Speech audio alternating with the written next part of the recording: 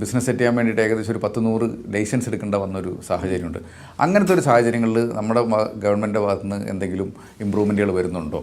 ഇപ്പം പ്രധാനമായിട്ട് ഞാൻ പറഞ്ഞില്ലേ, ഇപ്പോൾ ഈ ഫോറിൻ ഇൻവെസ്റ്റ്മെൻറ്റ് ഇൻവൈറ്റ് ചെയ്ത് ഇവിടേക്ക് അട്രാക്റ്റ് ചെയ്യാൻ വേണ്ടിയിട്ട് 5 സംസ്ഥാനങ്ങൾ, ഗുജറാത്ത്, UP, മഹാരാഷ്ട്ര, തെലുങ്കാന, തമിഴ്നാട്, ഈ സംസ്ഥാനങ്ങൾ അവർ ഈ എല്ലാ സ്ട്രീം ലൈൻ ചെയ്തിരിക്കുകയാണ് ഇതിന് വേണ്ടിയിട്ട്. പിന്നെ അവരുടെ ലേബർ ലോസിന് അതൊരു 1000 ഡേയ്സിൻ്റെ ലേബർ ലാക്സ് റിലാക്സ് ചെയ്തു. കാരണം ഇന്ത്യയുടെ ലേബർ ലാക്സ് ഒക്കെ കുറേ സ്ട്രിഞ്ചൻ ലാസ് ഒക്കെയാണ്. പക്ഷേ അവരെ അട്രാക്റ്റ് ചെയ്യാൻ വേണ്ടിയിട്ട് 1000 ഡേയ്സിലേക്ക് വേണ്ടിയിട്ട് റിലാക്സ് ചെയ്തുകൊണ്ടുള്ള നിയമങ്ങളൊക്കെ അവർ കൊണ്ടുവന്നിട്ടുണ്ട്.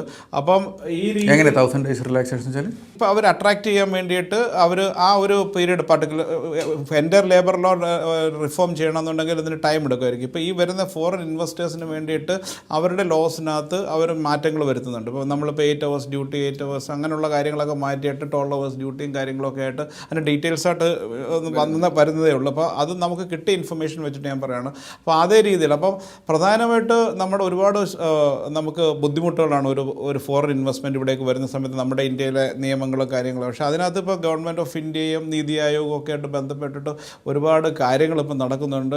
വളരെ നല്ല രീതിയിലാണ് കാര്യങ്ങൾ മുന്നോട്ട് നീങ്ങുന്നതെന്നുള്ളതാണ് നമുക്ക് അറിയാൻ സാധിക്കുന്നത്. പക്ഷേ പ്രധാനമായിട്ടും ഇപ്പം ഐഫോണിൻ്റെയൊക്കെ ഹബ്ബ് അവർ ഇങ്ങോട്ട് ഷിഫ്റ്റ് ചെയ്യുന്നുണ്ട്. സാംസങ് ആൾറെഡി അവരുടെ ഫാക്ടറി ഓപ്പറേഷൻസൊക്കെ ഇന്ത്യയിൽ സ്റ്റാർട്ട് ചെയ്തു. എൻ്റെ ഒരു ഇതനുസരിച്ചെന്ന് പറഞ്ഞാൽ ഈ സബ് കോൺട്രാക്റ്റിംഗ് ഓഫ് കമ്പോണൻസിൻ്റെ മാനുഫാക്ചറിങ് ഒക്കെ നമ്മൾ ചെറിയ രീതിയിൽ ഒരുപാടുള്ള കാര്യം. ഇപ്പോൾ ചൈനയിൽ എന്തുകൊണ്ടാണ് എല്ലാ കമ്പനികളും പോയിട്ട് അവരുടെ ഹബ്ബ് അവിടെ ക്രിയേറ്റ് ചെയ്തിട്ട് ഇവരെല്ലാം ഔട്ട്സോഴ്സ് ചെയ്യണം ചെയ്യുന്നത് കമ്പോണൻസൊക്കെ. അതേമാതിരിയുള്ള സ്മോൾ സ്കെയിൽ മാനുഫാക്ചറിങ് ഇവിടേക്ക് മാറ്റി കഴിഞ്ഞാൽ ഇവിടെ ഒരുപാട് സാധ്യതകളാണ് വരുന്നത്.